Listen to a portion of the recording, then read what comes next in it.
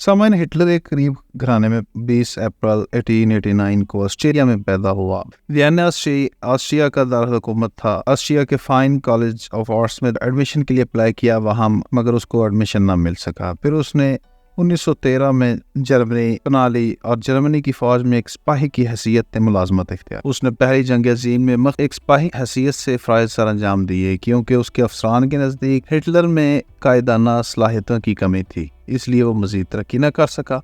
1919 में हिटलर ने जर्मनी की वर्कर्स पार्टी में रुकनीत हासिल की और ये पार्टी 1920 में national socialist German workers party में तब्दील हुई, जिसको नाजी पार्टी भी बोला जाता है। हिटलर ने 1921 में अपनी काबिलियत की बुनियाद पर इस पार्टी के चेयरमैनशिप हासिल करने में कामयाबी हासिल की। फिर आहिस्ता आहिस्ता उसने इस पार्टी को मजबूत किया और 1930 में इस पार्टी को जर्मनी की दूसरी बड़ी पार्टी बना दिया। 1933 के इलेक्शंस में नाजी पार्टी ने अक्सरियत तो हासिल न की, मगर सबसे बड़ी पार्टी होने के नाते सदर ने हिटलर को हुकूमत बनाने की दावत दी और इस तरह मुल्क के आला तरीन ओहदेदार यानी कि चांसलर तक रसाई हासिल कर। चांसलर बनने के बाद हिटलर ने अपनी पार्टी नाजी को फ़रोग़ दिया और अपने मुखालफ को ज़ेर करने की हर कोशिश की और अवाम की हमदर्दी हासिल करने के लिए बेरोज़गारी का खात्मा किया और बेशुमार डेवलपमेंट अपने मुल्क में की। और उसने अपनी कौम को इस अहमियत का एहसास दिलाया कि वो अगर चाहें तो वो दुनिया की अजीम तरीन और फातेह कौम बन सकते हैं, और इस तरह जर्मनी के लोग हिटलर के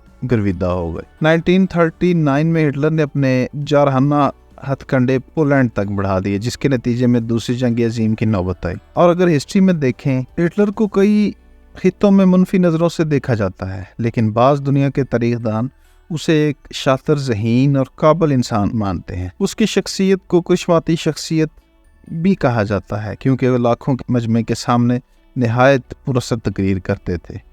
अल्फाज हिटलर के लिए खिलौना साबित होते और अंदाज़ो बयां इतना दिलचस्प और सहर अंगेज़ होता कि तमाम लोग हमतन गोश होकर हिटलर की गुफ्तगू सुनते।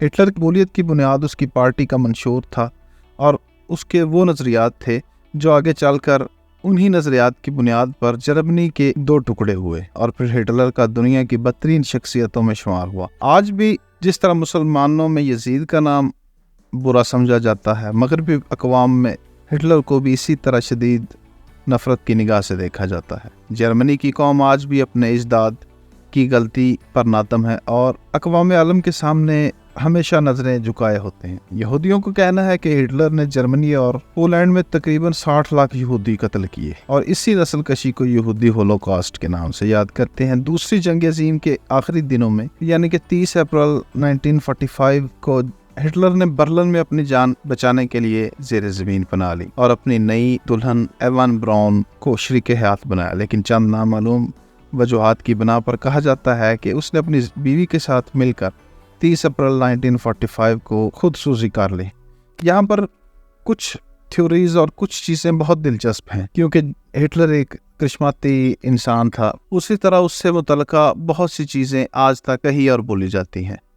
कुछ लोगों का ख्याल है जंग हार जाने पर खुद को मारने की बजाय हिटलर और एवा ब्राउन बंकर से फरार होने में कामयाबी हासिल की और वो जर्मनी चले गए और बलाखिर उसे जर्मनी से अमेरिका पहुंचा दिया गया और अर्जेंटाइन में उसने अपनी बाकी जिंदगी गुजारी। कुछ लोग कहते हैं कि बंकर में जो लाश मिली थी हिटलर की वो उसके डबल पर्सन की थी, जबकि कुछ लोग दावा करते हैं कि हिटलर कई साल तक बर्फ